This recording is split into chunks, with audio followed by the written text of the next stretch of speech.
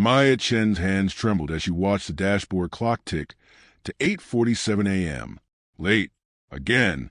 Through the rain-streaked windshield, the glass towers of downtown Seattle blurred into accusatory shapes.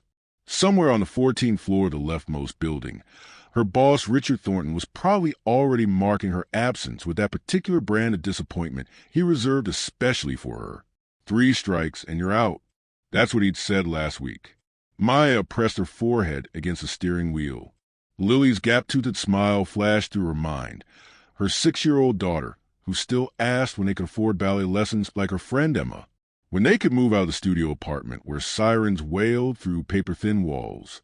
Just go, Maya whispered, reaching for the gear shift. That's when she saw him.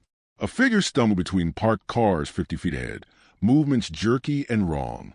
Even through the rain, Maya could see the dark stains spreading across his white dress shirt, the way he clutched aside as he collapsed against a brick wall.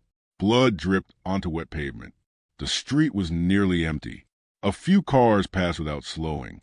No one stopped. Maya's hand hovered over the gear shift. 6 blocks to the office. For minutes, if the lights cooperated. Richard might overlook her tardiness if she had the Morrison report ready. She'd stayed up until 2 a.m. perfecting it. The man slumped further. His hand left a red smear on brick. Damn it. Maya threw open the car door. Rain immediately soaked through her blazer, her only professional blazer, bought at Goodwill and dry cleaned precisely once. Her heels splashed through puddles as she ran toward the injured man, already dialing 911.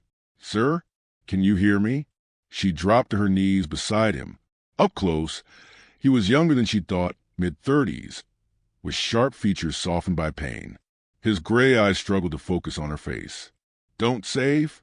He managed, gripping her wrist with surprising strength. They looking. I'm calling an ambulance. Just hold on. The 911 operator crackled in her ear as Maya pressed her hands against his wound. The blood was warm, sticky. This was bad. No hospital. The man gasped. They'll find me. Can't trust. His eyes rolled back. His body went slack. Sir? Sir? Maya's voice rose in panic. The operator said an ambulance was 7 minutes out. 7 minutes felt like forever. Maya made a decision that would change everything. I'm taking it myself. Seattle General. 2 minutes away. Getting the unconscious man into her car was harder than anything she'd ever done. He was tall, over 6 feet, and solid muscle. She half-dragged, half-carried him while a passing taxi slowed, but didn't stop. A woman with an umbrella stared but kept walking. By the time she got him into her back seat, both were drenched and Maya was gasping. She pulled off her blazer and pressed it against his wound, then grabbed the old blanket from her trunk, the one from Lily's emergency kit, and tucked it around him. Stay with me, she whispered, catching sight of his face in the rearview mirror as she peeled into traffic. Even unconscious and injured, there was something striking about him, something that suggested he mattered to people somewhere. The drive was a blur of red lights she ran, and turns taken too fast. She kept talking to fill the terrifying silence. I'm Maya. I have a daughter named Lily. She's 6. She's the best thing that ever happened to me. You're going to be okay because I'm probably losing my job for this, and I need it to mean something. His eyes fluttered open once, fixing on her face in the mirror. Angel, he murmured. Then they were at the hospital. Chaos. Doctors and nurses swarming. The man wheeled away while Maya stood dripping blood and rainwater onto linoleum.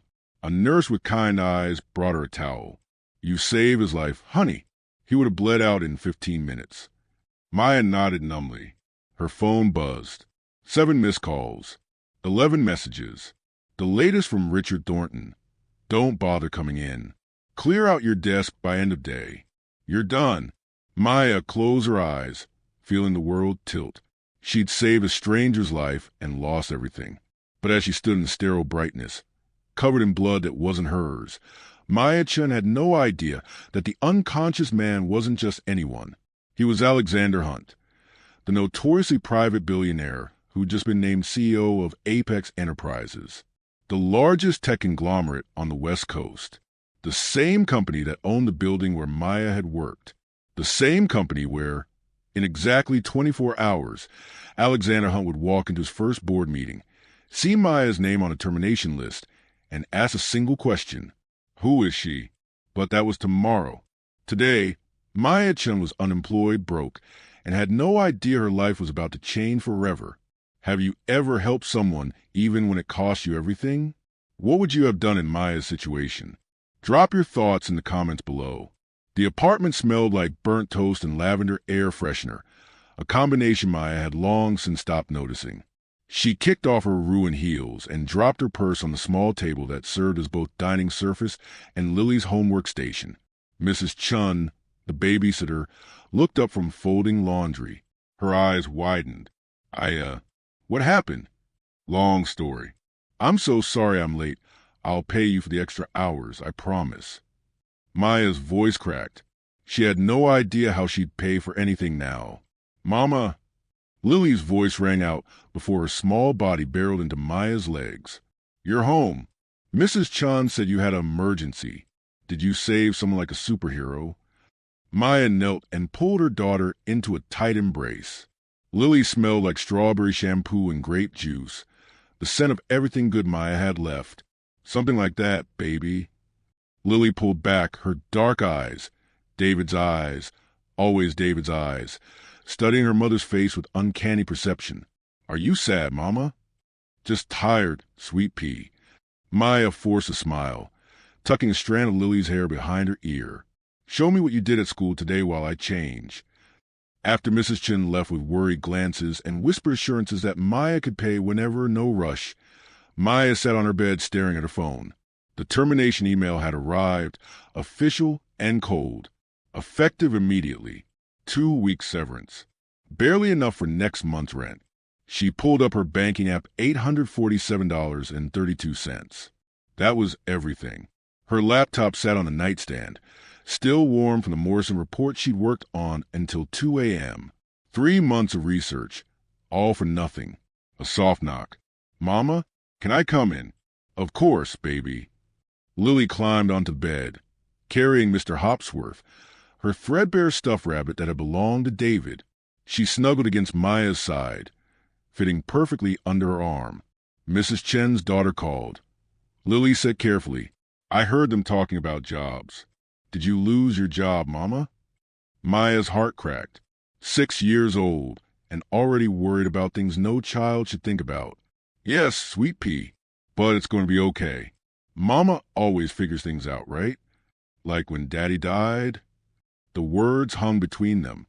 Maya pulled Lily closer, breathing in her daughter's scent.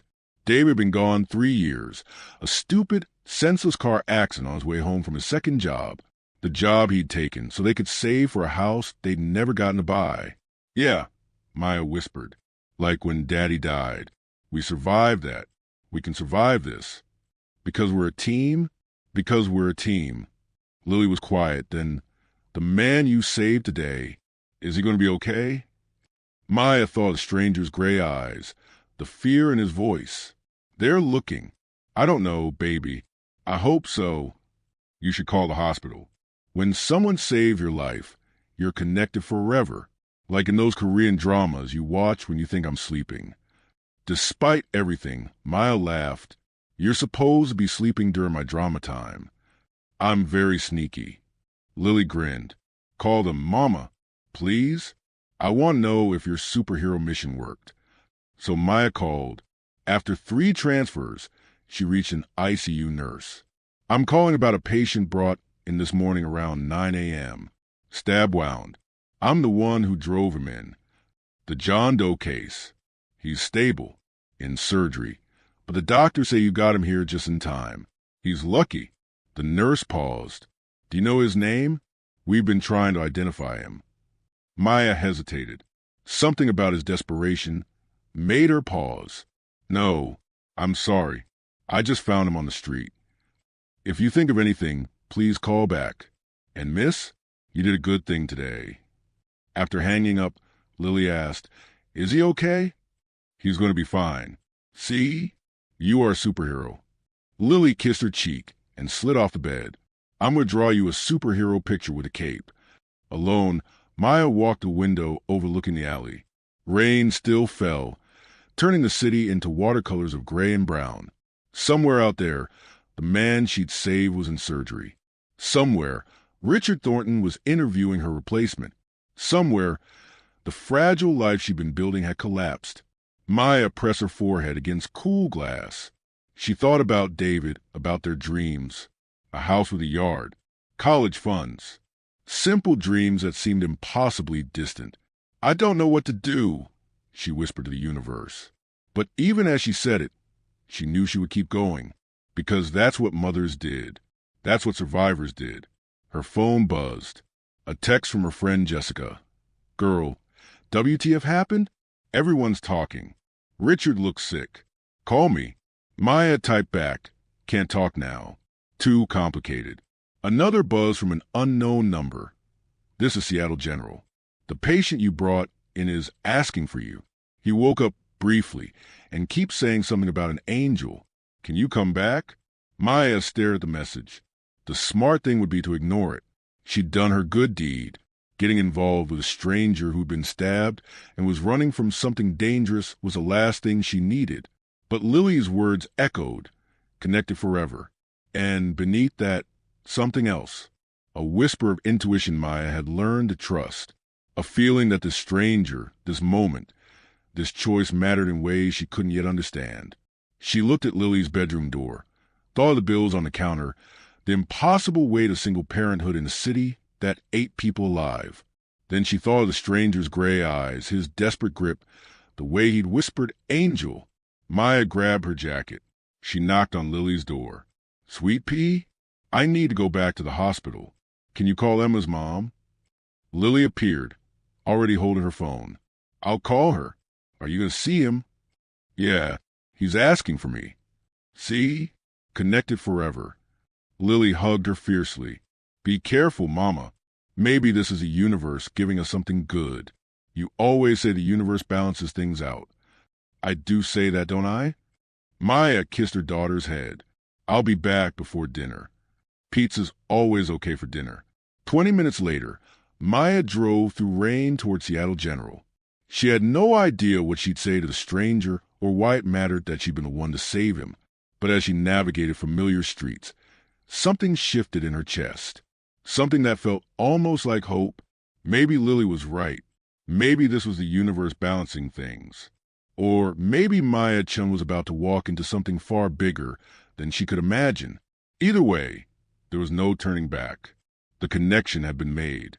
And somewhere in a private room, Alexander Hunt opened his eyes, remembered the face of an angel in rain, and made a decision that would change both their lives forever. He would find her. He would protect her. And he would make sure the woman who'd saved his life never had to worry about being late or anything else. Ever again. The elevator to the 7th floor moved with agonizing slowness, giving Maya too much time to second-guess her decision. Her reflection stared back from polished steel doors, tired eyes, messy bun, jeans, and a sweater, because all her professional clothes were ruined. She looked exactly like what she was, an exhausted single mother barely holding it together. The doors opened to reveal sterile brightness. A nurse at the station looked up with recognition. "You must be the woman who brought in our John Doe. I'm Nurse Patricia. He's been asking for you every time he wakes up. Very insistent." She smiled. "Room 714, down the hall. Though I should warn you, he has security posted outside." "Security?" Maya's steps faltered. 2 men in expensive suits. "Your John Doe is someone important." Patricia leaned in conspiratorially, the kind that has administrators falling over themselves. Maya's stomach nodded. This was a mistake. She should leave, go home, focus on finding a job. "Miss Chun?" Maya turned to find a tall man in a dark suit approaching, his alertness suggesting military background. "How do you know my name?" "Mr. Hunt would like to speak with you. This way, please." "Wait, Hunt?" "Alexander Hunt." The name clicked. The reclusive tech billionaire who'd taken over Apex Enterprises. Forbes called him the Ghost CEO. There'd been news about him just last week. Oh, God! She'd saved Alexander Hunt, and she'd been fired from a company he now owned. "Miss Chun?" The guard waited, holding open the door, to 714. Maya's legs carried her forward. The room was private, spacious, with equipment humming steadily. And in the bed, propped up despite obvious pain, was a man from Iran. He looked different in harsh lighting. Younger, maybe 34. His dark hair was clean now, pushed back from a face that belonged on magazine covers despite the pallor. Those gray eyes tracked her movement, and something flickered in them. Recognition, relief. You came. His voice was stronger than in the alley. I wasn't sure you would. You were asking for me. Maya stayed near the door. The hospital said, I wanted to thank you. You saved my life. I'm told I would have died if you hadn't found me. Anyone would have done the same. No. His eyes held hers with startling intensity. They wouldn't have. 3 people passed me before you stopped. I counted. Something dark crossed his expression. You lost something because of me. Your job. Maya's heart stuttered. How do you? I make it my business to know things, especially about people who saved my life. He gestured to the chair beside his bed. Please, sit. We have things to discuss. Against her better judgment, Maya sat. Up close, she could see fine lines around his eyes, the shadow of stubble, the way his hands gripped the bedsheet too tightly. He was in pain, more than he was letting on. Mr. Hunt. Alexander. Please. Something that might have been a smile touched his lips. I think we're past formalities. You did carry me to your car while I bled on you.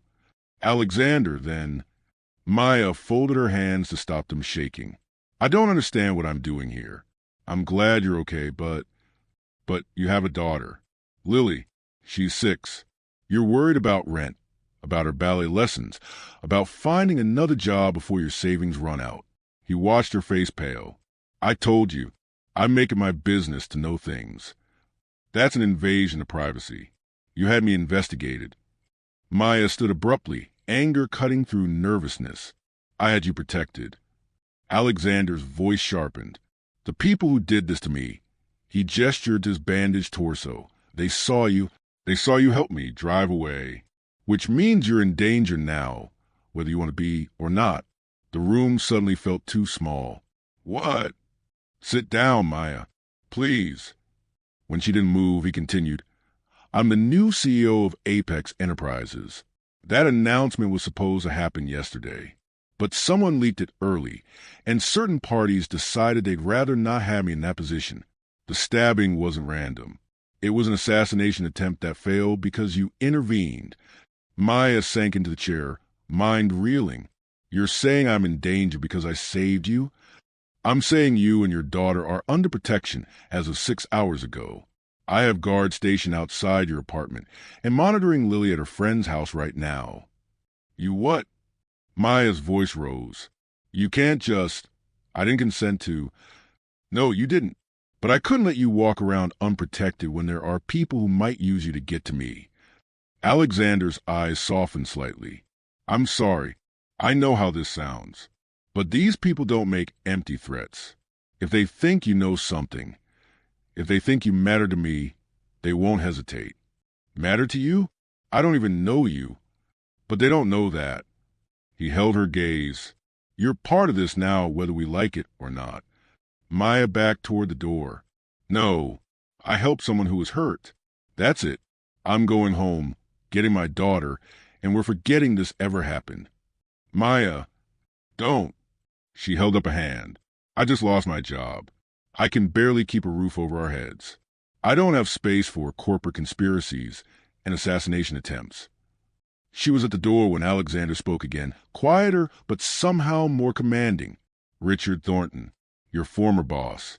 He fired you because you were late 3 times. The first time was because Lily was sick. The second because your car broke down. And today was because you saved my life. He paused. He's been looking for a reason to fire you for months because you rejected his advances at the holiday party last year. Maya froze, hand on the door handle.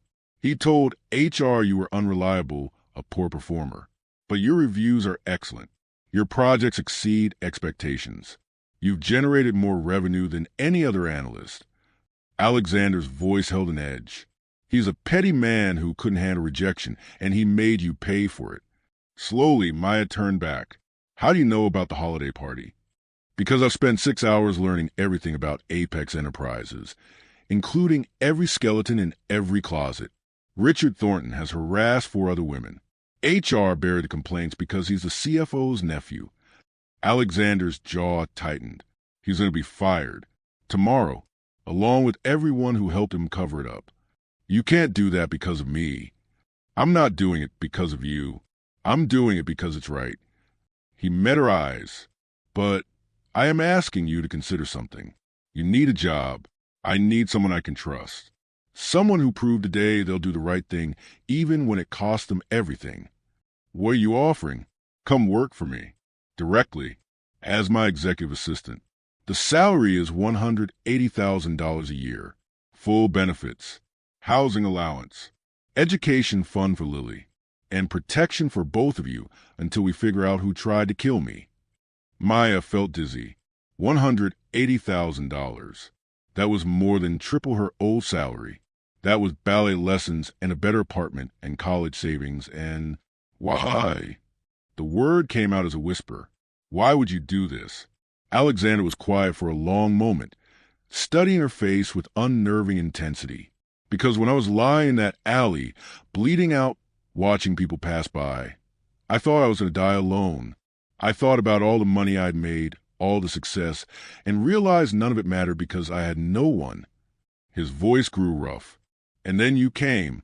You didn't know who I was. You had every reason to keep driving. But you stopped.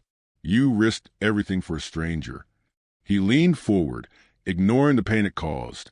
That kind of person is rare, Maya. That kind of integrity, that courage. You can't buy it.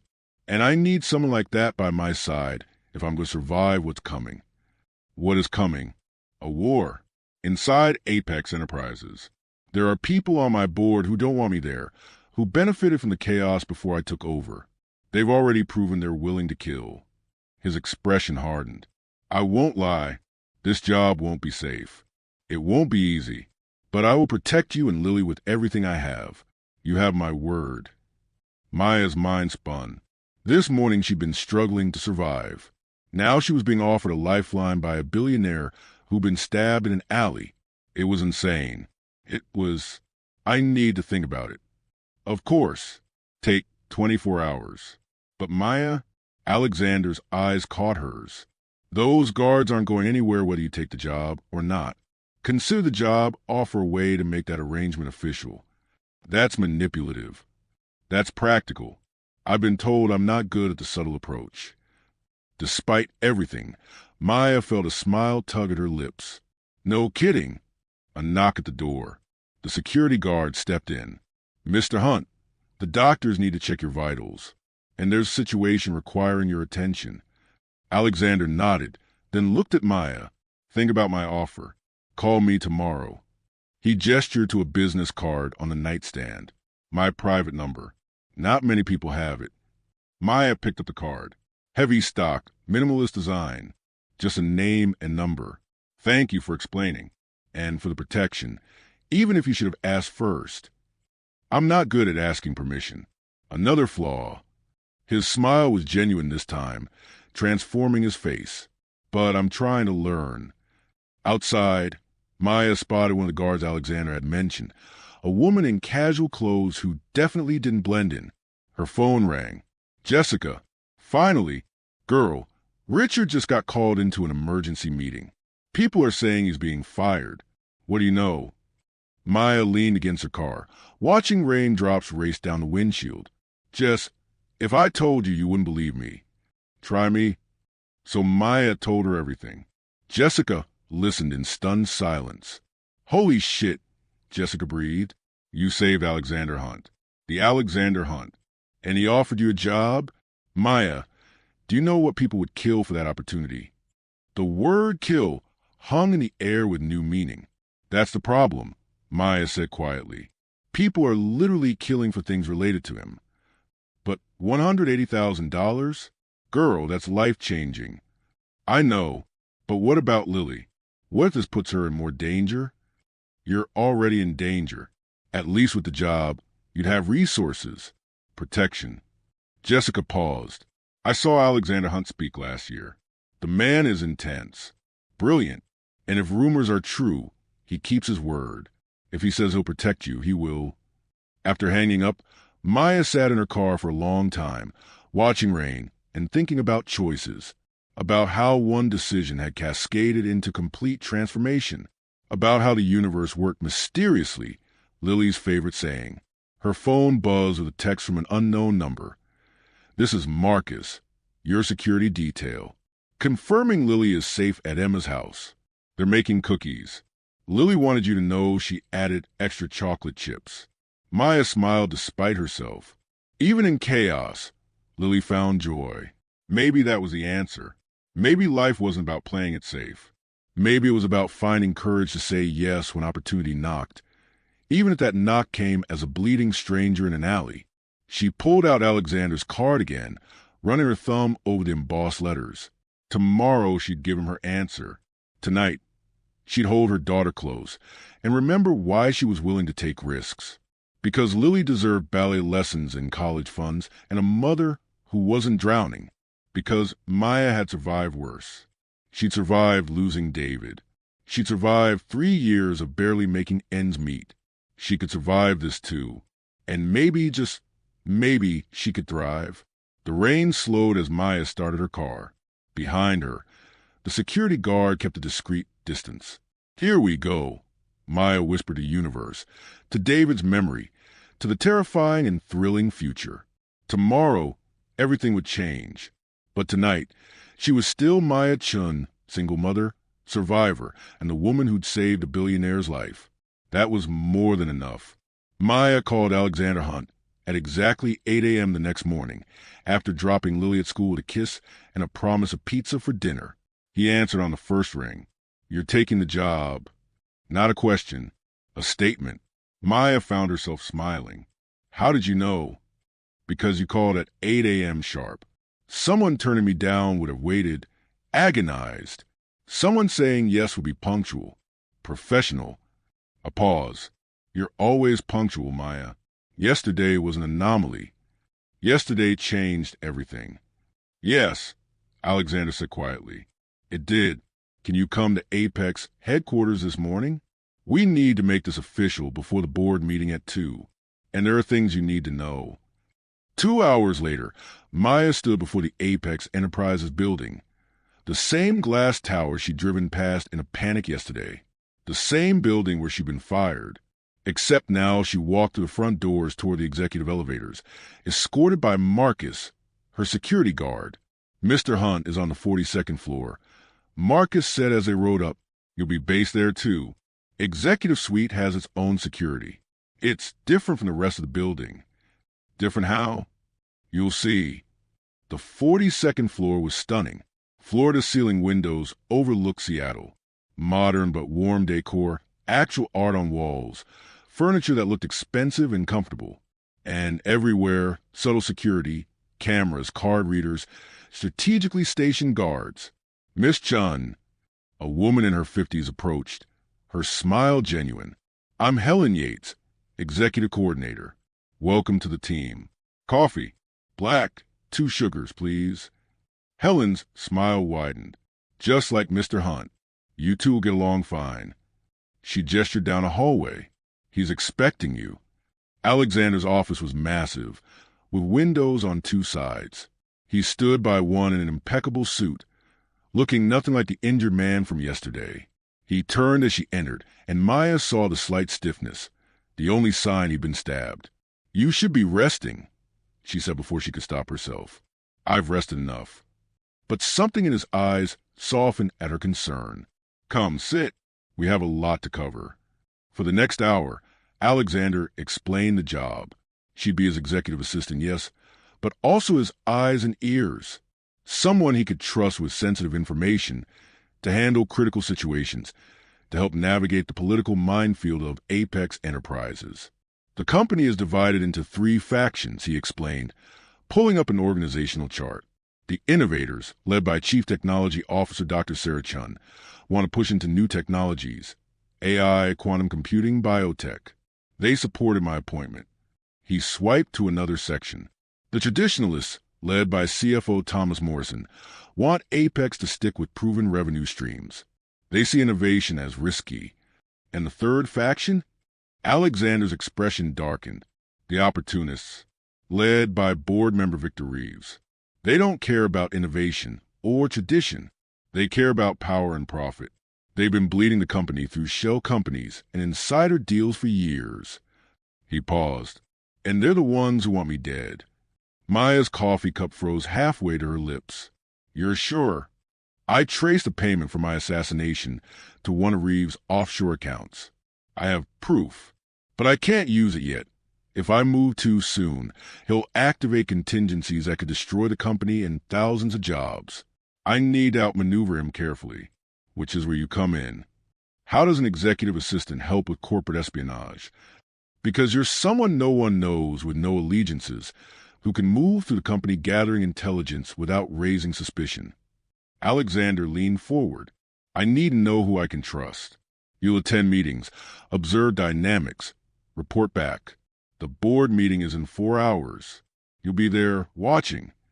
He slid a folder across the desk. Key players. Study them. Learn their backgrounds, allegiances, weaknesses. When I announce certain initiatives, I need to know who looks worried and who looks pleased. Maya opened the folder, saw photos and profiles of powerful people. What am I watching for? Reactions, body language, who makes eye contact with whom. Alexander stood, walked a window. Reeves will be there, the man who paid to have me killed. I need to look him in the eye and pretend I don't know, while gathering evidence to destroy him completely. That sounds dangerous. It is, which is why Marcus is the best security operative I know, and why your apartment is monitored 24/7. He turned to face her. I meant what I said, Maya. I will protect you and Lily. Maya studied his face, trying to read the man behind the billionaire. Why are you really doing this? People like you don't hand out opportunities like this from gratitude alone. Alexander was quiet, then surprisingly smiled, a real smile. You want the truth? Always. Because in the last day, you're the only person who's treated me like a human being instead of a bank account. You argued with me, called me manipulative, questioned my motives. He moved closer. Do you know how rare that is? Everyone wants something. Everyone has an angle. But you just want to make sure I was okay and go home to your daughter. So this is about novelty? No, this is about recognizing integrity. Alexander's gray eyes held hers. I've spent 15 years building companies, making billions, surrounding myself with people who tell me what I want to hear. When you stopped in that alley, you reminded me there are still people who do the right thing simply because it's right. I need that. I need someone who will tell me the truth, even when it's uncomfortable. Maya felt something shift between them, an understanding, a connection beyond employer and employee. It made her nervous and hopeful in equal measure. Okay, she said softly. I'll be your truth teller. But you have to promise me something. Anything. No more decisions about my life without consulting me first. Lily is my daughter. Her safety, her welfare, those decisions go through me. Always. Deal. Alexander extended his hand. Maya shook it, feeling warmth, strength, and something electric at the contact. From the way Alexander's eyes darkened slightly, he felt it too. They both pulled away quickly. Helen will get you set up, office credentials, equipment, board meeting at 2, business professional. He checked his watch. I have a conference call. Any questions? Just one. The person who tried to access your medical records. Did you find them? Alexander's expression went cold. A data analyst in IT. Paid $50,000 for my blood type, injuries, prognosis. We traced the payment to Reeves. What did you do? Fired him.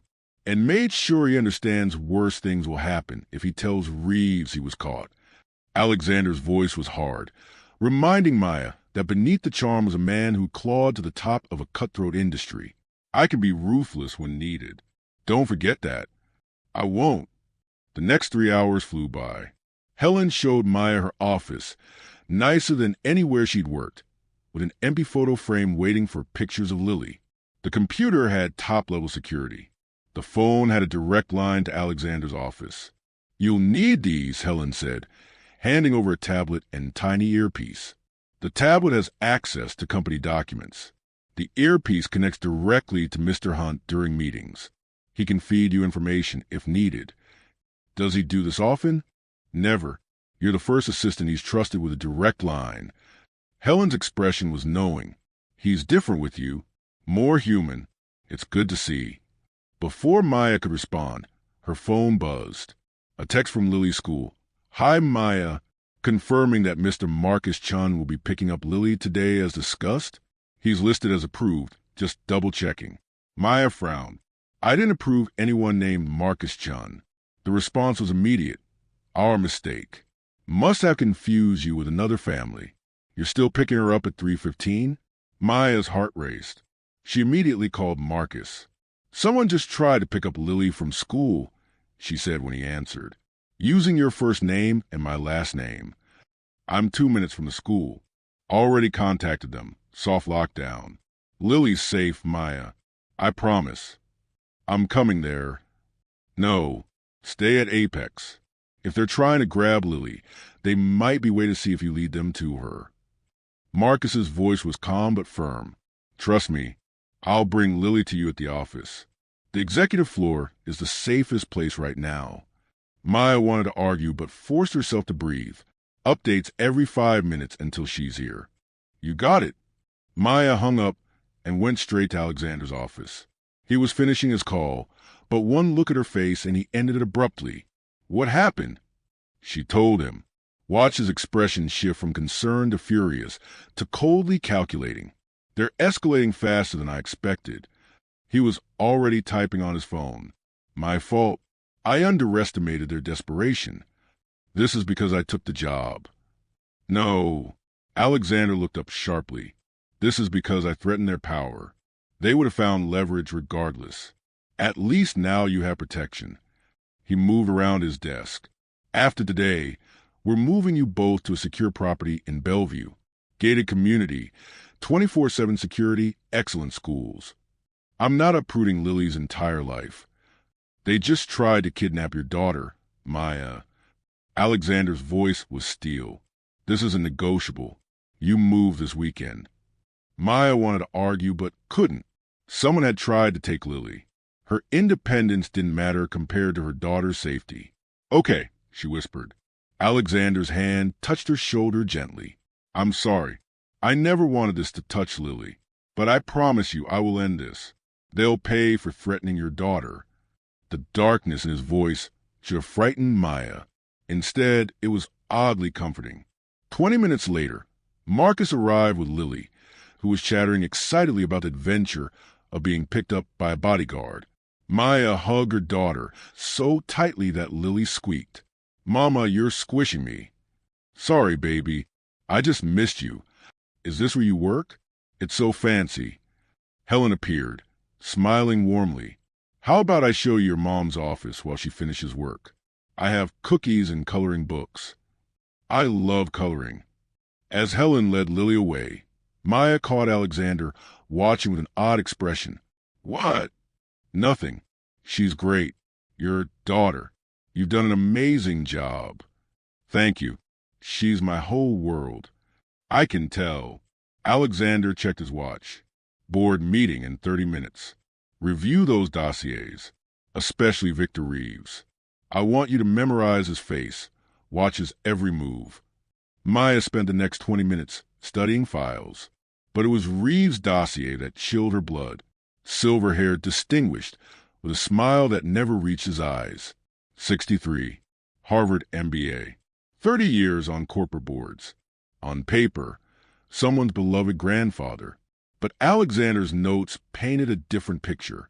Suspected embezzlement, connections to organized crime, 3 business partners dead in accidents after threatening exposure. And now, attempted murder. This was the man who tried to take Lily.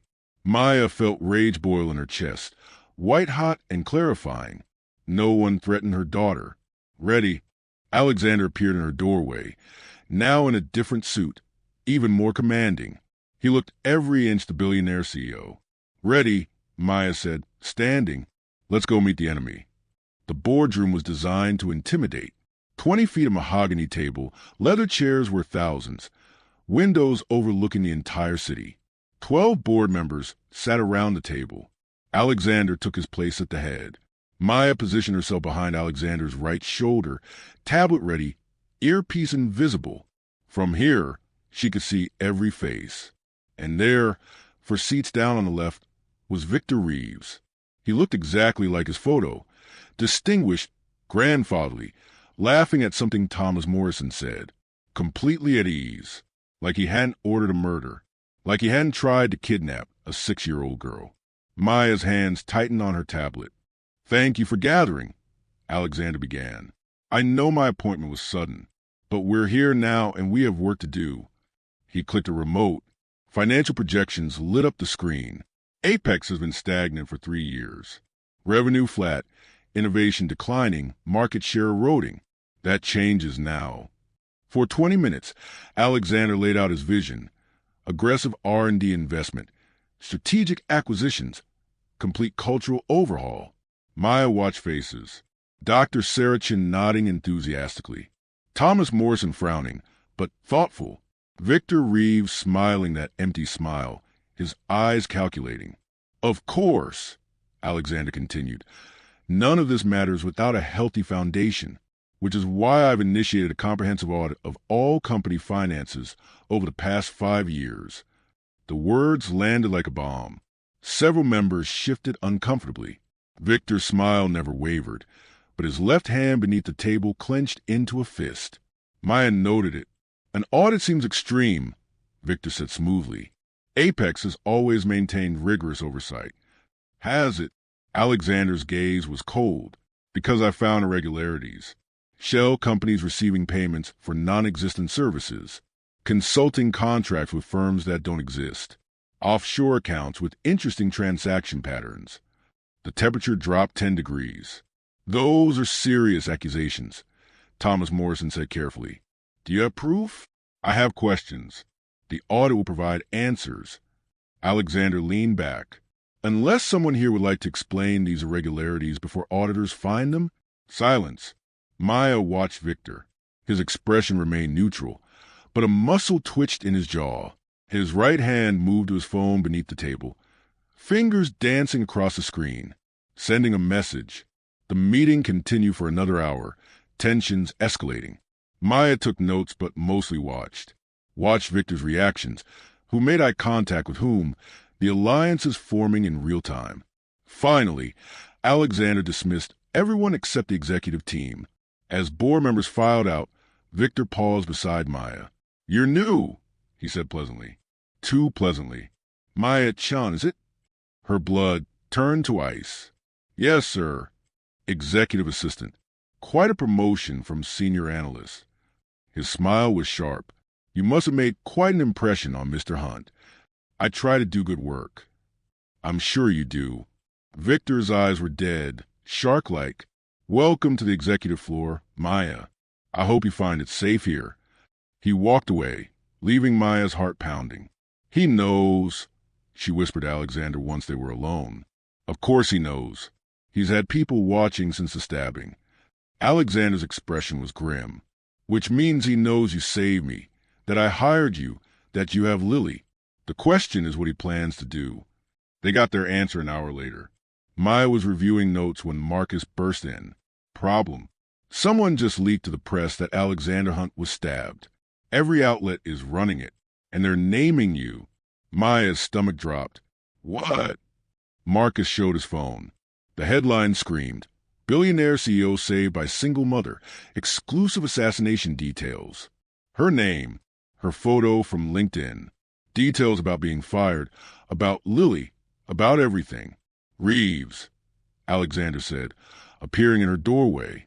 "He's exposing you publicly, making you a target. If I move against him now, it looks like retaliation. But this makes me," Maya couldn't finish, "famous and vulnerable." Alexander moved closer. "Every enemy I have now knows who you are and that you matter to me." Maya's phone rang. Unknown number. She answered. Miss Chun. Victor Reeves' voice was oil-smooth. I imagine you've seen the news. Unfortunate. The press can be so intrusive. I wanted to offer my support. What do you want? Direct. I appreciate that. I want you to understand something. Alexander Hunt is brilliant but young, impulsive. He doesn't understand how things work at this level. The alliances that must be maintained. You mean the corruption that must be hidden? A pause. I mean the realities of business. His audit threatens good people, people with families. His voice hardened. Walk away, Miss Chun. Resign. Take a generous severance. I'll arrange it. Or continue and watch everything you love burn. The press exposure is just the beginning. I have resources you can't imagine, and I have no qualms about using a 6-year-old girl as leverage. The line went dead. Maya stood frozen. Alexander took the phone from her gently, read the call log, and his expression turned deadly. He just made a mistake, Alexander said quietly. Threatening Lily directly gives me legal grounds. Legal grounds won't stop him. Maya's voice cracked. Alexander, maybe he's right. Maybe I should walk away. No. Alexander gripped her shoulders. Listen to me. Running won't save you. He's already exposed you. Already made you a target. The only way out is through. Destroy him before he destroys us. How? You can't move without proof. Then we get proof. Tonight. Alexander released her. Reeves has a home office. Very private. He keeps his real records there, the ones that prove everything. We're going to get them. That's insane. That's breaking and entering. It's necessary. Alexander met her eyes. If we don't end this now, Lily will never be safe. None of us will. I need your help, Maya. I know it's asking too much, but... Maya thought of Lily in Helen's office, drawing princesses, thought of Victor's cold voice threatening her daughter, thought of the man standing before her, asking her to commit a crime because legal options had run out. This was crazy, dangerous, could get them arrested or killed. But Victor Reeves had threatened Lily, and Maya would burn the world down before she let anyone hurt her daughter. What do you need me to do? Alexander's eyes flashed with something between relief and admiration. Reeves hosts a charity gala every year at his estate. Black tie, 500 guests. It happens tomorrow night. We'll attend as a couple, new CEO and his date. While everyone's distracted, we slip away, access his office, copy everything. Just like that, I have blueprints of his house. I know his security system. And I have someone who can create a distraction. Alexander pulled out his tablet, showed her the floor plans. His office is here, second floor. The gala happens on the first floor and grounds.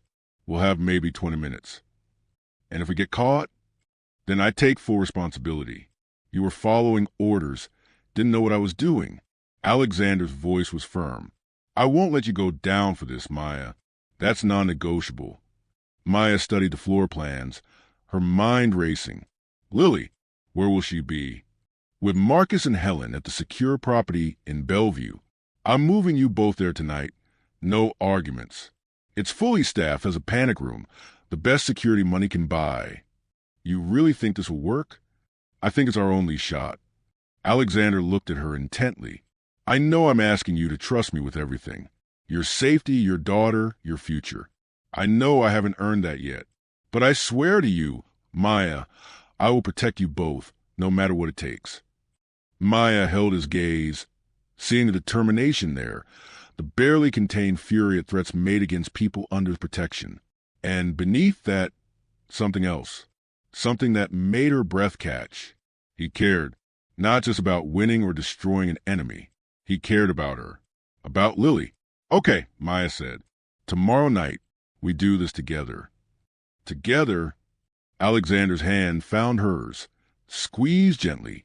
The touch sent electricity up her arm. Thank you for trusting me, for being brave enough to... Don't thank me yet. Thank me when we're not in prison. Despite everything, Alexander laughed, a real laugh that transformed his face. Deal. As Maya left to collect Lily and prepare for the move to Bellevue, She caught her reflection in a window. 24 hours ago, she'd been unemployed and desperate. Now she was planning to rob a billionaire's mansion. Her life had become completely insane. But as she walked toward Helen's office, hearing Lily's laughter echo down the hallway, Maya felt something she hadn't felt in years. Purpose. She wasn't just surviving anymore. She was fighting back. And tomorrow night, she'd help take down the man who'd threatened her daughter. Victor Reeves had no idea what was coming, but he was about to find out that threatening Maya Chen's family was the worst mistake he'd ever make. The Bellevue property was a fortress disguised as a luxury home. Floor-to-ceiling windows, modern architecture, a backyard where Lily immediately discovered a swing set. But Maya noticed the cameras, the reinforced doors, the security team that moved like shadows. Mama, can I live here forever? Lily's eyes were wide with wonder as Helen showed them the bedrooms, actual bedrooms plural, with furniture that didn't come from thrift stores. Just for a little while, baby. Maya hugged her daughter, trying to keep the fear from her voice. Like a vacation. The best vacation ever. Lily ran to explore, her laughter echoing through halls that felt too big, too perfect, too temporary. That night, after Lily fell asleep in a bed fit for a princess, Maya stood at the window watching rain fall on manicured gardens. Her phone buzzed. Alexander. How is she? Happy. Thinks this is an adventure. And you? Maya hesitated, then typed, terrified. Her phone rang immediately. Alexander's voice was soft. We don't have to do this tomorrow. I can find another way. No, we end this. Maya pressed her forehead against cool glass. What if something goes wrong? What if Lily loses me too? She's already lost David. Nothing will go wrong. I promise you, Maya. I've planned every detail. We'll be in and out before anyone notices. You can't promise that. This is real life, not a heist movie. Maya's voice broke. I'm not some corporate spy.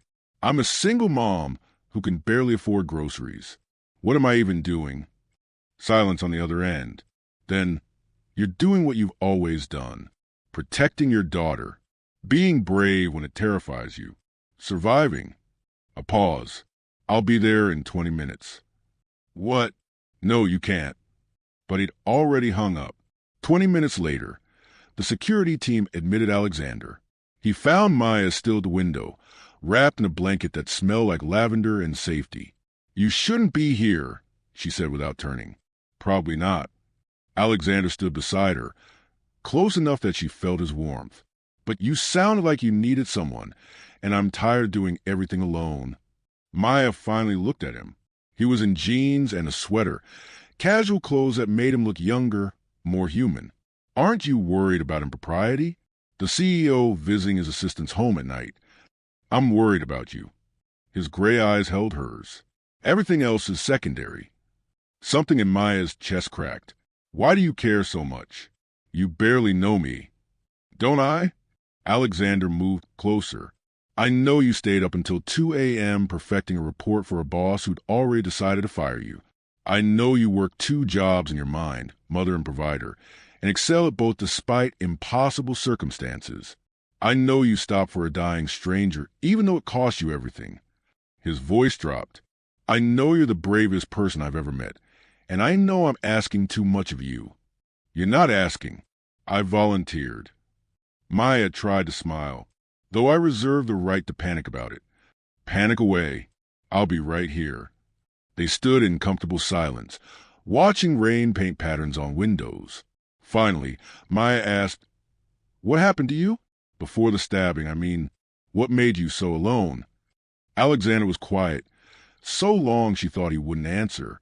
Then, I built my first company at 23, made my first million at 25, first billion at 30. Every step up, I left people behind. Friends who couldn't keep up. Family who resented my success. Partners who wanted my money more than me. He paused. By the time I realized what I'd sacrificed for success, there was no one left who knew the real me. Just Alexander Hunt, the ghost CEO, the man behind the fortune. That sounds lonely. It is. He glanced at her.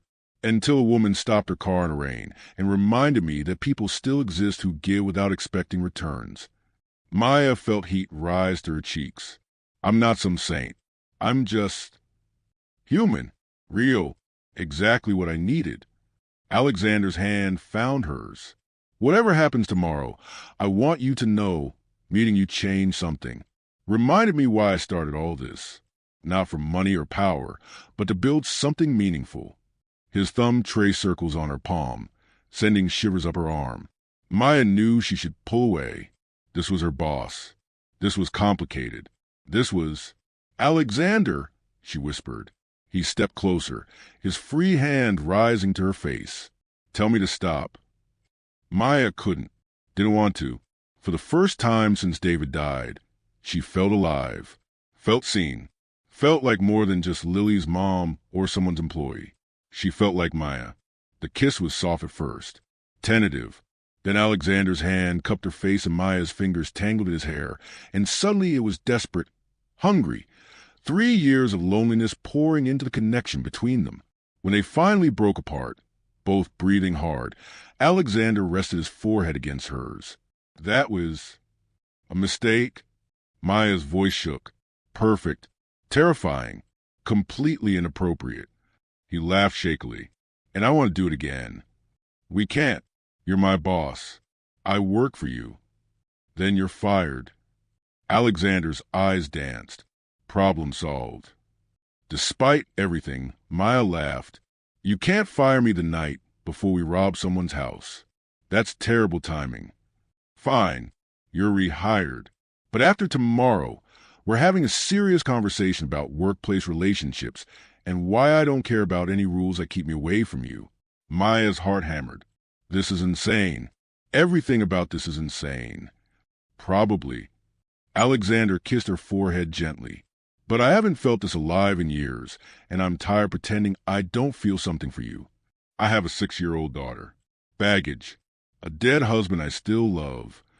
I know, and I'm not asking you to forget David or stop being Lily's mom. I'm just asking for a chance. After tomorrow, after we end this. His voice grew serious.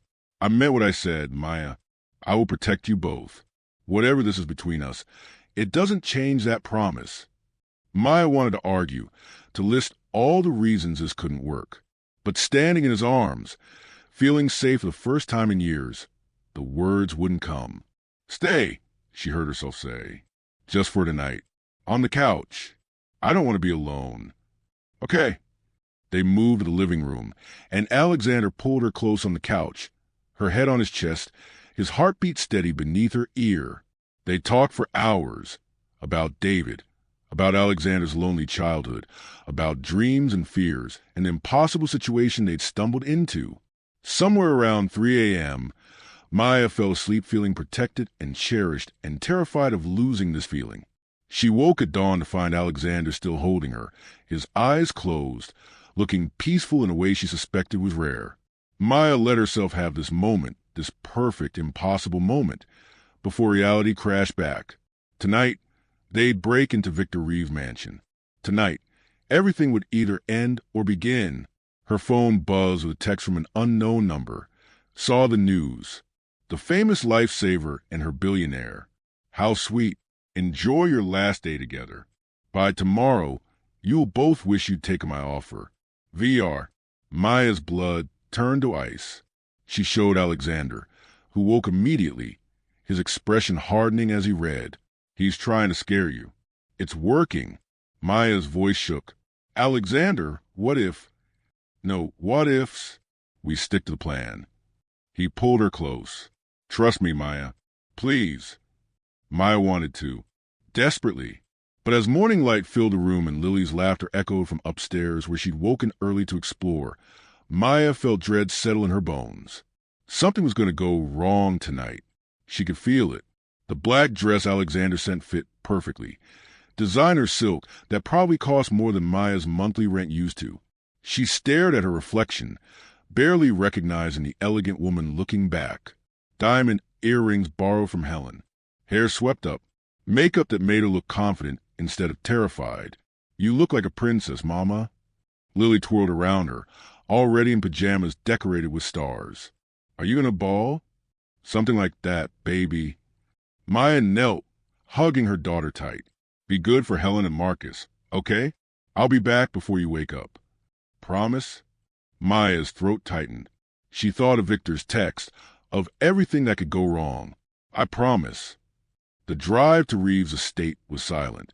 Alexander wore a tuxedo that made him look like he belonged on magazine covers, but his jaw was tight, his hands clenched. At a stoplight, he finally spoke. If anything feels wrong, anything, we abort. Understood? Understood. I mean it, Maya. Your safety matters more than evidence. She reached over, squeezed his hand. We're doing this together. We're getting out together. Reeves' mansion was spectacular, a sprawling estate lit by thousands of lights, with luxury cars lining the circular drive and guests in formal wear everywhere. Maya felt Alexander's hand at the small of her back as they entered, steadying her. Mr. Hunt. A server appeared with champagne. Welcome, and this must be Maya Chun, my date. Alexander's voice was smooth, proprietary, playing the part perfectly. They moved through the crowd, Alexander greeting people, making small talk, drawing attention exactly as planned. Maya watched Victor across the room, holding court with politicians and business leaders. He saw them, lifted his glass in mocking salute. He knows we're here, Maya whispered. Good. Let him think we're just making an appearance. Alexander's hand tightened on her waist. Sarah Chun is going to create our distraction in 10 minutes. When she does, we move. The minutes crawled. Maya made polite conversation with people whose names she immediately forgot, hyper-aware of every exit, every camera, every security guard. Then chaos. A server accidentally crashed into another, sending champagne and hors d'oeuvres flying across 3 guests, including a senator's wife. The commotion drew everyone's attention, including security. Now, Alexander murmured. They slipped away smoothly, Alexander guiding her through a service hallway he'd memorized from blueprints. Up a back staircase, down a corridor lined with expensive art, to a door at the end, Reeves' private office. Alexander pulled out a device, pressed it to the electronic lock. 5 seconds. 10. The lock clicked. They were in. The office was opulent. Mahogany desk, leather chairs, walls lined with books and awards. Alexander moved immediately to computer, inserting a drive that would copy everything. 3 minutes, he said, watching the progress bar. Maya kept watch at the door, heart hammering. The hallway was empty. Below, she could hear the party continuing, music and laughter drifting up. 2 minutes. A sound. Footsteps in the corridor. Alexander. I know. Almost done. The footsteps grew closer. Maya's pulse thundered in her ears. The progress bar crawled. 85%, 90%. The footsteps stopped outside the door. 95%. Alexander breathed. The door handle turned. Alexander. The drive finished. Alexander yanked it free, pocketed it, just as the door opened. Victor Reeves stood there, smiling, looking for something. Behind him, 2 security guards blocked the corridor. Maya's world tilted. They were caught, trapped. Everything had gone wrong. Actually, Alexander said calmly, pulling out his phone, I was looking for you. I wanted to personally deliver this before announcing it downstairs. He hit play on a video. Victor's voice filled the room. The recording of his phone call to Maya, threatening Lily explicitly. Victor's smile faltered. The thing about threatening children, Alexander continued, his voice ice cold, is that it's a crime, a serious one. And I just sent this recording to the FBI, the SEC, and every major news outlet in the country. He held up the drive, along with copies of everything on your computer, your shell companies, your offshore accounts, every illegal deal you've ever made. You're bluffing. That drive is empty. Is it? Alexander's smile was sharp. Want to bet your freedom on it? Because I don't think you can afford another scandal, Victor. Not with 3 dead business partners and an assassination attempt already under investigation. For the first time, Maya saw fear flicker across Victor's face. You have two choices, Alexander continued. Option 1. Resign from Apex's board tonight. Disappear quietly, and maybe, the authorities will be lenient. Option 2. Fight this, and I personally ensure you spend the rest of your life in prison. You can't prove. I can prove everything, and I will. Alexander moved forward, and despite Victor being older and flanked by guards, he was the one who stepped back. You threatened Maya's daughter. That was your mistake, because I will burn down everything you've built to protect them. The corridor fell silent, except for distant party music. Finally, Victor spoke, his voice hollow. I want immunity, full immunity, and I'll testify against everyone involved. No immunity, but I'll advocate for a reduced sentence if you cooperate fully. Alexander's voice was final. Take it or leave it. Victor looked at Maya, at Alexander, at the future crumbling around him. I'll take it. Good. Marcus. Alexander spoke into his phone. We're ready. Bring the FBI up. As federal agents flooded the corridor, they'd been waiting outside the estate. Maya realized. Alexander took her hand. Time to go home. They walked out together, past security that didn't dare stop them, past guests who stared in confusion, past the wreckage of Victor Reeves' empire. In the car, Maya finally exhaled. The drive, was it really? Copied everything. Started the moment we entered the office. The progress bar was just for show. Alexander's hand found hers. I told you, I planned every detail. You manipulative. He kissed her, cutting off her words. When they broke apart, both were smiling. Let's go get Lily, Alexander said. I promised you'd be home before she woke up. We did it. We did it. Perfect. Thank you for the flexibility. Let me continue with parts 8 and 9 at approximately 1,000 words each to properly complete the story. The next morning, Maya woke to Lily jumping on her bed, sunlight streaming through windows that overlooked gardens that still didn't feel real. Mama, you're on TV. Maya bolted upright. Helen stood in the doorway, tablet in hand, looking apologetic. You might want to see this. Every news channel was running the same story. Apex Enterprises board member arrested in massive fraud scheme. CEO Alexander Hunt exposes corruption. And there, in every article, was Maya's name. The woman who'd saved Hunt's life. The executive assistant who'd helped bring down Victor Reeves. Her phone buzzed continuously. Messages from Jessica, from former co-workers, from reporters requesting interviews, from Alexander's downstairs, Helen said gently. He'd like to speak with you. I can take Lily for breakfast. Pancakes. Lily's eyes lit up. With chocolate chips. Best vacation ever. After Lily bounded away, Maya threw on a robe and headed downstairs, her heart hammering. She found Alexander in the kitchen, looking exhausted but relieved, 2 cups of coffee already poured. Morning, he said softly. How are you? Famous, apparently. Maya took the coffee gratefully. Is it over? Really over. Victor's cooperating. Gave us names, evidence, everything. The FBI arrested 6 more board members this morning. Thomas Morrison is taking over as interim CFO. He's clean, surprisingly, and the board voted unanimously to support the audit and restructuring. Alexander ran a hand through his hair. It's going to be a long process. But yes, it's over. Maya sank into a chair, the weight of the past week finally hitting her. I can't believe we actually did it. You did it. None of this works without you stopping in that alley. Alexander sat beside her. I owe you everything, Maya. You gave me a job, saved my daughter, took down a criminal. I think we're even. Are we? Alexander's eyes held hers. Because I don't feel even. I feel like I want more. More time with you. More mornings like this. More everything. Maya's breath caught. Alexander. I know. It's too soon. Too complicated. You work for me. You have Lily to think about.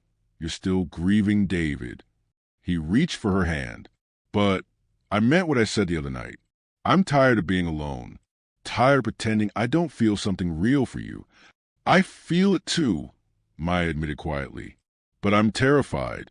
What if this doesn't work? What if you realize I'm just a struggling single mom who can't fit into your world? What if you realize you already do? Alexander moved closer. Maya, I don't want you to fit into my world. I want to build a new world with you and Lily. Something real, not the hollow empire I had before. That's a beautiful speech, but nothing. I'm falling for you, fast and completely.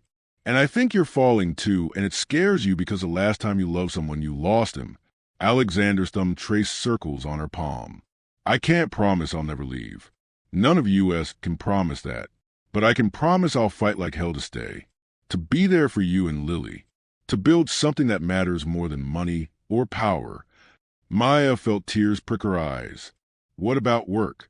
The optics of the CEO dating his assistant. I've been thinking about that. Alexander pulled out a folder. Apex is a foundation. Charitable giving, community programs, educational initiatives. It's been poorly managed for years. What if you ran it? Executive director, complete autonomy, salary commensurate with the role. You and report to me. We'd be equals. Maya opened the folder, saw a job description that made her old position look like an internship. This is huge. I'm not qualified. You're perfect for it. You understand what it means to struggle, to need help. You have empathy, intelligence, and you've proven you can handle impossible situations. He smiled. Plus, you're not afraid to tell billionaires when they're being idiots. That's a crucial qualification. I do tell you that a lot. Maya laughed through tears. Please keep doing it. Forever, if possible. Alexander's expression grew serious. I'm not asking for an answer today. Take time. Think about it. Talk to Lily. But know that I'm all in, Maya. Completely and terrifyingly in. Maya looked at the man who'd changed her entire life in a week. The billionaire who'd been vulnerable enough to bleed in an alley, brave enough to trust a stranger, generous enough to offer not just money but partnership. Partnership in work, in life, in building something meaningful.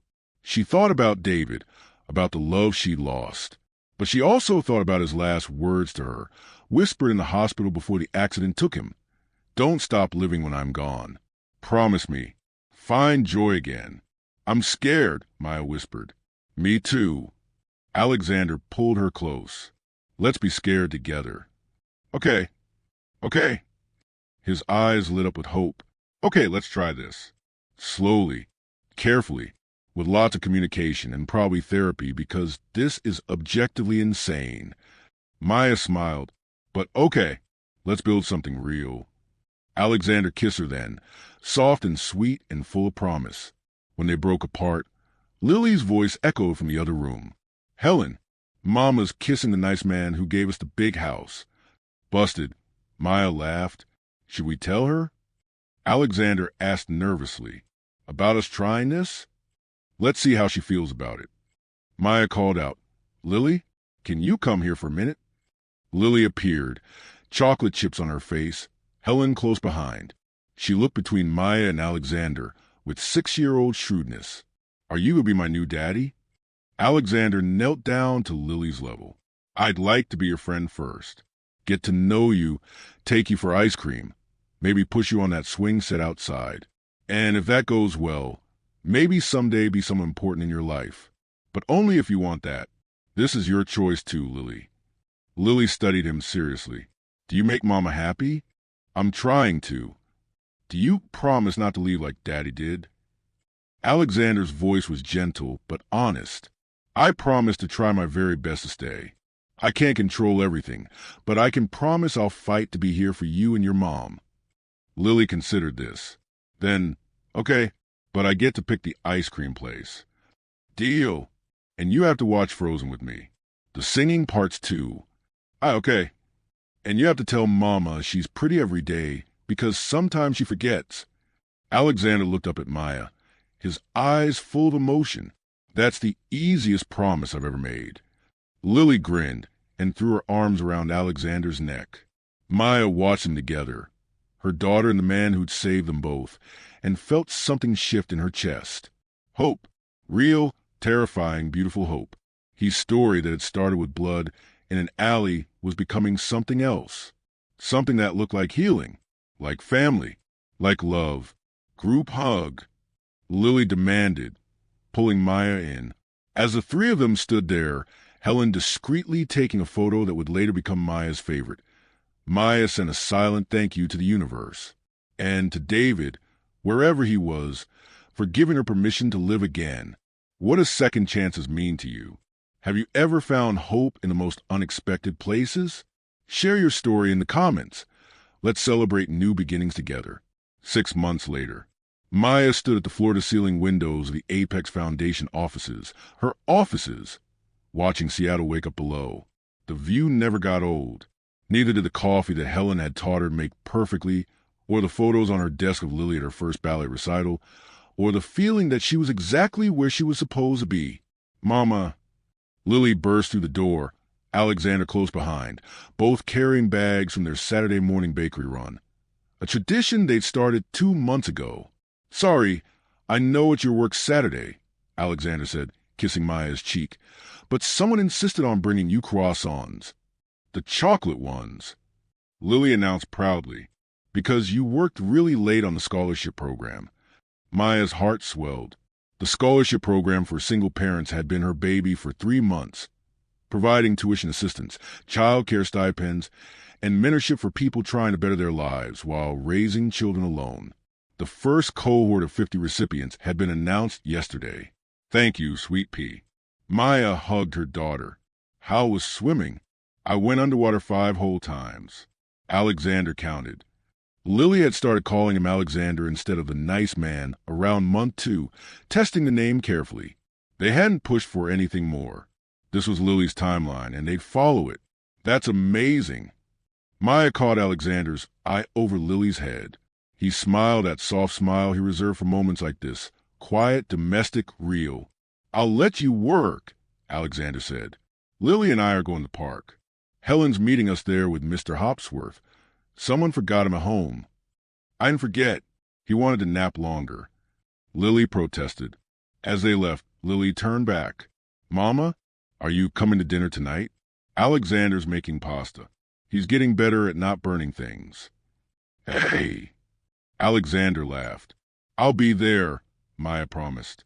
6 o'clock sharp. Dinner at Alexander's place. Their place, really, since she and Lily stayed over most weekends now, had become sacred. No work talk.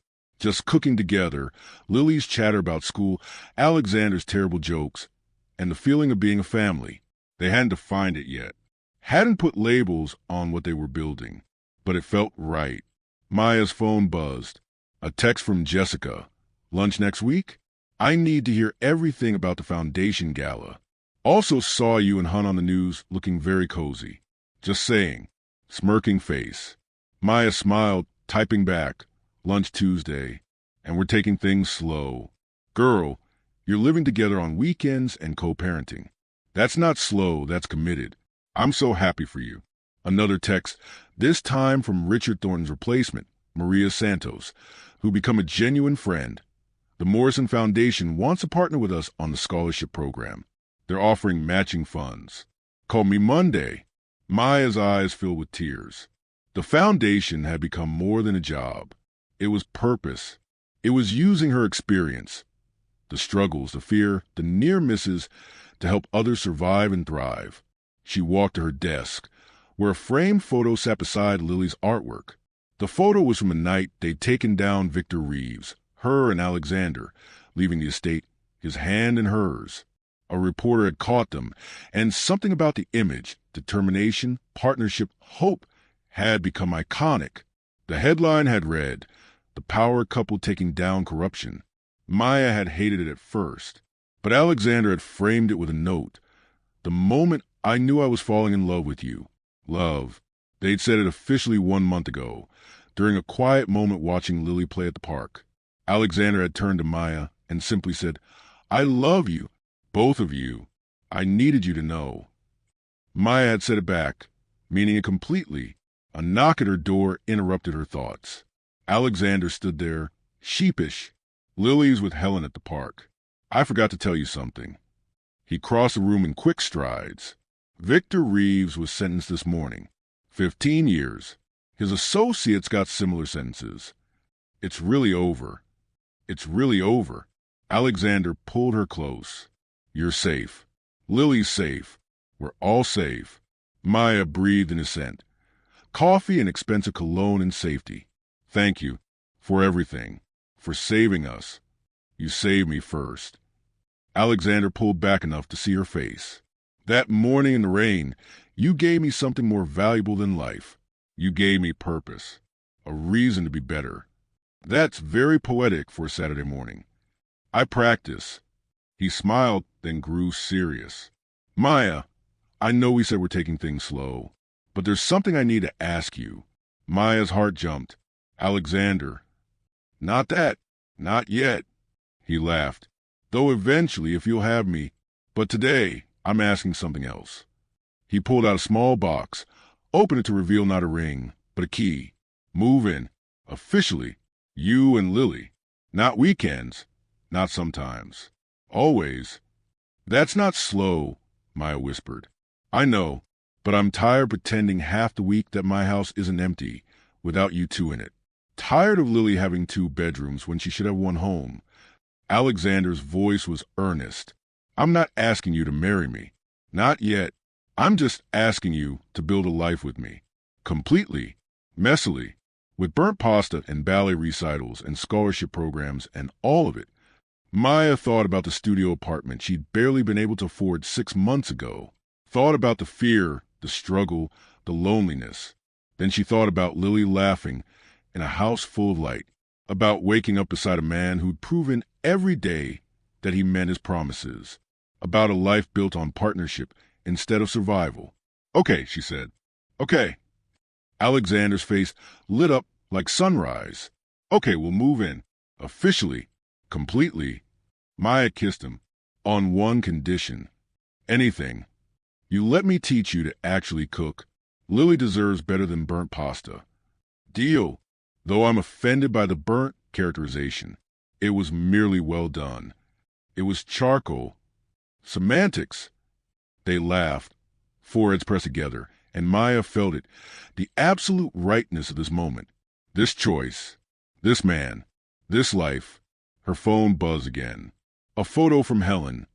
Lily on the swings mid-flight, mouth open in delighted laughter, Alexander pushing her, both of them grinning. The caption read, Your family is waiting for you. Family. Not the one she'd lost, but the one she'd found. Built. Chosen. Come on, Maya said, grabbing her jacket. Let's go meet our daughter at the park. Our daughter, Alexander repeated softly, testing the words. Yeah. Maya took his hand. Ours. They left the office together, and as the elevator descended, Maya caught their reflection in the polished doors. A woman who'd stopped to save a stranger. A man who'd learned to trust again. 2 people who'd found each other in chaos and built something beautiful from wreckage. Hey, Maya? Alexander squeezed her hand. Yeah. Thank you. For being late that morning. For stopping. For saying yes to this wild, impossible thing. Maya smiled, thinking of the rain-soaked alley, the dashboard clock ticking to 8:47, the choice that had changed everything. Thank you for bleeding in the right alley, she said. That's morbid. That's us. They stepped out into sunshine, into the park where Lily's laughter carried on the breeze, into a future neither of them had planned, but both were brave enough to build. And somewhere in the universe, Maya felt a whisper of approval. From David, from fate, from whatever force had brought her to that alley 6 months ago. She'd been fired for being late. She'd saved a billionaire's life. And she found her own life in the process. Fuller, richer, and more whole than she'd ever imagined possible. As Lily spotted them and came running, arms outstretched, yelling, Mama, Alexander, watch me on the swings. Maya knew with absolute certainty. Every moment of fear had been worth it. Every risk had led her here. And this messy, beautiful, unexpected family was exactly where she belonged. The universe had balanced things out after all. The end. Life has a funny way of putting us exactly where we need to be, doesn't it? Sometimes being late leads to being right on time for everything that matters. What's a moment in your life that seemed like a disaster, but turned out to be a blessing? Share your story below. I love hearing how life surprises us with second chances and new beginnings. And if this story touched your heart, don't forget to like and subscribe for more emotional journeys. Until next time, remember, sometimes the detours lead us home.